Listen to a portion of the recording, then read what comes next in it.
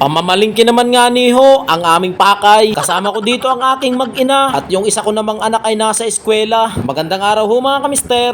For today's video, samahan nyo kami dito sa palengke ng Lucena. Maghahanap kami dini ng maiuulam na masarap pero mura. Dini nga ni Ho ay nadaanan na namin ang tindahan ng mga prutas at sa bandang unahan naman ay tindahan ng mga kakanin. Sumang balinghoy ang paborito ko ditong tirahin. Pero ulam muna ang aming uunahing bilhin. Dito na ho ang area ng isdaan. Pwede nang mamili ng pwedeng maiulam. At kung alin ang iyong natipuhan, huwag mong kalimutang tingnan ang kanilang hasang at mata para siguradong sariwa ang iyong mabibiling isda. Dito nga ni ho ay isdang buraw ang aming nabili. Ari ho ay aking sasabawan. Lalahokan laang ng kaunting gulay para naman may madidi ang aking anak na si Kiana Kili sa kanyang mami. Pati na rin ho ang kanyang daddy. Kami uuwi na. Karga-karga ko ang batang maldita. Hindi ho yan napayag na hindi kami sasakay diyan sa escalator na yan sa tuwing kami ay mamamalingke. Oh, ay paano ba ho? Hanggang dito na lang ang aking video. Maraming salamat ho sa nanood. Thank you. Bye-bye.